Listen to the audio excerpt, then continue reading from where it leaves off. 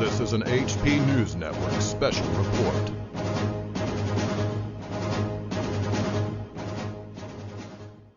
Okay, YouTubers and anti-nuke activists, welcome to another HP News Network special report. And this one I have to give credit to Shazam for some of this documentation here. What I want to talk about as briefly as possible is this another dog and pony show that's taking place. And I'm not referring to the Unit 4 attempt to fool people into thinking the worst of the worst hasn't happened. They're pretending they're offloading fuel there. We know they're not. The evidence in these documents proves that. But that's only one part of the propaganda mission. The part two has to take place back here in the States as the Nuclear Regulatory Commission tours around the country with some of its star members in an attempt to convince the American public that nothing happened to spent fuel pools in Fukushima. I'll direct your attention to this first particular Freedom of Information Act document, which is from September 18th, 2013. It's quite recent.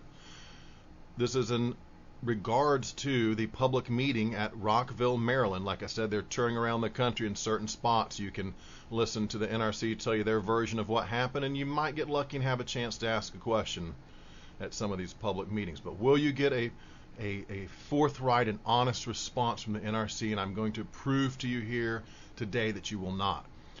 And so let's go to the first screen capture. I'm going to try and give you some of these covers to these documents so you can see what they look like, so on and so forth. Okay, this first particular screen capture I just want to show you who's present at this meeting, this public meeting here in the United States of America, where they're going around talking about what we've learned, lessons learned from Fukushima. I should have thrown that in on that cover page. If you look at it, it says title, Japan Lessons Learned Project Directorate Public Meeting. So they're talking about what they've learned, if anything, from Fukushima. Present in this meeting, Brian Sharon, Director, Office of Nuclear Regulatory Research. Jennifer Ewell, Deputy Director for Reactor Safety Programs, NRR. Hossein Esmaili, Senior Reactor Systems Engineer. Stephen Jones, Senior Reactor Systems Engineer, DSS. Jose Perez, Senior Technical Advisor for Civil Engineering. I want you to listen to what Jennifer Ewell says in her opening statement. Mrs. Ewell, quote, "Thanks, Lance. Welcome, everybody. Good morning. We're looking forward to answering any questions you may have at the end of our presentation, and certainly interested in hearing your comments. Just to give a bit of background, the agency has done numerous studies on spent fuel pool safety since really the 1980s. Now, post-Fukushima, there was enhanced public concern about spent fuel pool safety, and the agency took a number of actions to address those concerns. Now, the Fukushima events did not result in any loss of inventory or cause any kind of heat up in any of the spent fuel pools affected. Nevertheless, we still wanted to study this to determine if any regulatory action was warranted," end quote. In fact, let me throw those quotes up one more time, and let me just give you that little section that you guys who have been following my efforts and my work and my endeavors, you will have read Fear and Loathing on Fukushima Unit 4. You've read Something Wicked This Way Comes. You're intimately familiar with the NRC FOIA documents that paint a completely different story. Okay? Quote, Jennifer Ewell now, the NRC, quote, "Now, the Fukushima events did not result in any loss of inventory or cause any kind of heat up in any of the spent fuel pools affected," end quote. Now, I could draw from plenty of thermal pictures available now online. If you search around, you can look at Unit 4 and Unit 3 and see the thermal signature. In Unit 3, there's really not a spent fuel pool left, but in Unit 4, you can see that heated signature. You can also see heated signature from that actual reactor. So there's question now, was that reactor maybe operational? And they're not telling us the full truth about what was really going on in the Fukushima complex. Okay, and I'm writing a book on this right now. I hope to shed some light on that. But back to this dog and pony show right here in the United States, where, as you can tell, folks, the story they're telling us is the exact opposite of what they already said in these documents. Okay, you must understand that. NRC in these FOIA documents said pretty much the worst of the worst happened there. You can read it. You can read all about it. Rubble, pile of rubble on the floor, melt on the floor, spent fuel pool number 4, no walls, total loss of inventory. And then Jennifer Ewell comes out and will tell you the exact opposite as she tours around the country with Brian Sharon sitting right there. And he won't say anything. You didn't want to raise your hand or something maybe, sir, and and correct Mrs. Yule, who is giving a bit of inaccurate information there. She's starting to remind me of TEPCO, okay? Highly inaccurate.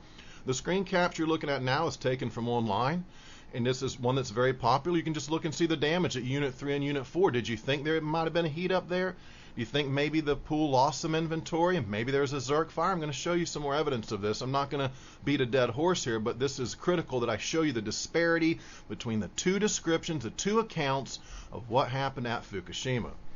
Okay, this next particular screen capture we're looking at, again, I just want to show that Jennifer Yule knows more than what she's telling. Okay, to what degree, I can't exactly tell you, but I can show you and shed some light now that she's well aware. If you look at this email, it says subject. This is from the 21st of Monday, 2011, and it says subject, RE, Fuku 4 fuel pool MEL core results.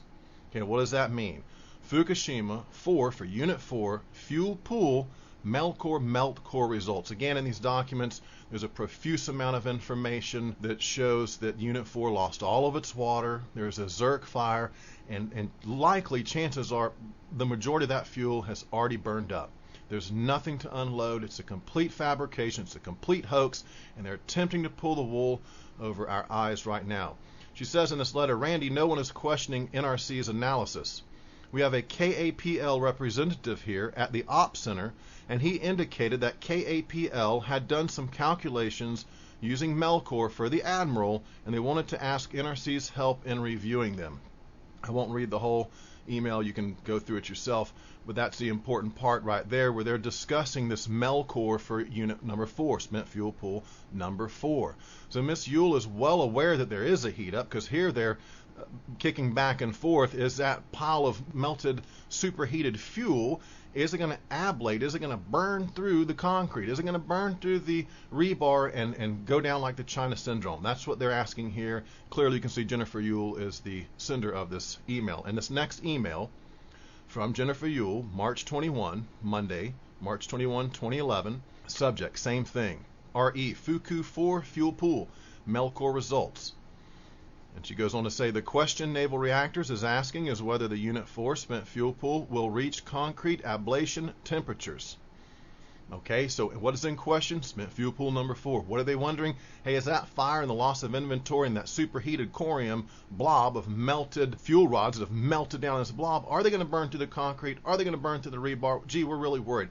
Nowadays, she's turned around the country and she's saying something completely different. So somewhere there's a massive schism of difference between these two stories. One of these stories cannot be true. Okay, if two men on the street corner say they're Jesus, at least one of them must be wrong. And that's basically the situation we're at right now. Okay, this next screen cap and a couple I'm going to show you is just to, again, show you what these guys at the NRC are well aware of. Now, I will link to a document where Jennifer Yule is brushing shoulders with the likes of Marty Virgilio, Dan Dorman, Brian Sharon, Chuck Casto, all these big players, all these big NRC players that are well aware of the situation early on at Fukushima, and they know exactly what happened. Like I say, Chuck Casto has never changed his tune. In any document I've seen him, and he keeps a steady course and sticks with what he saw and what he knows to be the truth. So some of them are aware of the truth, and I imagine if you could interview Chuck Casto, he probably wouldn't change his tune today. I mean, he would have changed already by now. So the fact she's in this other particular transcription bumping shoulders, although I don't have her talking about Unit 4 losing water or being superheated, she's bumping shoulders with these people that know all that information. I cannot for the life of me see how she does not know that this has happened in Unit 4. And let me say this, in the odd, strange, miraculous event, she really is that ignorant that she's working that close with these people, but somehow has such a lack of knowledge of what actually happened there. Should she be touring around the country describing Fukushima conditions to people? Should someone like that with such a complete lack of knowledge be touring around the and Brian Sharon's right there, sir, why didn't you say something? Why didn't you stand up and say, well, that's not entirely true. Actually, it did lose inventory. And you can look at the thermal signatures that are available online if you just dig around and see the superheated spent fuel pool, right? It's really that simple, folks. If you look at this particular screen cap right here, April 5th, Phil Qualls, the damage is amazing. In my opinion, Mark's opinion means more. Unit 3 had to have had a spent fuel pool Zirc fire after the explosion. Note the condition of the steel girders around the pool. They must have fallen to the top of the pool before the fire, then melted and twisted. Glad this did not happen near Decatur, Alabama. So there you go right there, folks, from the documents. Look at Unit 3. It wasn't until the pool had a Zirc fire that all that metal began to twist and have that effect on top. It originally just fell down. The beams were straight. After the fire, it was all melted and twisted. We know there is a fire there. This is absolutely contradicts Jennifer Ewell's statements from the NRC. Again, here's another screen capture some of you may be familiar with. This is one of my favorites. From Margie Gonzalez to Geoffrey Miller, March 15th, 2011. I'll read the bottom relevant section. I couldn't sleep again last night. Michelle was doing a shift in the Ops Center, Protective Measures team last night. She texted me, quote, U2, ex-vessel, U4, Zirc fire, SFP, comma, catastrophe, end quote, and there's 2 sections outside of scope that are there redacted. Again, this stands in direct contradiction to Jennifer Ewell's statement as she tours around the country saying there was no heat up and no loss of inventory, no loss of water in these pools. Well, we had a Zirc fire. Okay, here's another screen capture just to bolster what I'm saying from Gary Holohan to Marty Virgilio. Marty Virgilio brushing shoulders with Jennifer Ewell. I mean, everybody knows everything, okay? And it would be preposterous for us to believe or even harbor the possibility that these guys, someone doesn't know. I mean, if that's the case, I'm looking for a job. I know it more than she does right now, and I need gainful employment, okay? Look what it says right here. Quote, I think this is right on target. In addition, for the long-term look, we likely will need to revisit the issue of non-seismically qualified spent fuel pools, of which I recall there are many. Now, he's referring to right here in the U.S. If you read the bottom email on this particular screen cap, they're talking about post-Fukushima, Obama's ordered a study, a review of the domestic fleet, and he wants to know about spent fuel pools because they already know how vulnerable we are. They want an official assessment because now they really know it. And in the up and coming of that assessment, the creation of that assessment, they're discussing it, bantering it back forth and what they're going to do and what they're going to talk about. Here's an admission right here. We have many, not one, not two, but many non-seismically qualified spent fuel pools right here in the States, You don't hear Jennifer Ewell talking about that. You don't hear Brian Sharon talking about that at these public meetings. These meetings are a farce. Why are my tax dollars paying for these people to tour around the country and essentially lie and deceive to the American public? Question, why are we paying taxes for these people to tour around the country? You're supporting them. You work hard to pay your taxes so they get a paycheck, so they can tour around the country and tell you everything's fine with spent fuel pool number 4. We don't need to shut down nuclear power. Everything's fine. Meanwhile, the effects of this disaster are catastrophic. As not just in Japan, but here in the States. And in the next few years, we're really going to begin to feel the effect of this, folks, and it's going to be undeniable. So again, here's another email that says, hey, I mean, it's not talking about spent fuel pool number 4, but it's talking about over here the situation. And you do not hear this kind of openness at these public meetings. Period. Okay, that's all I wanted to cover for right now.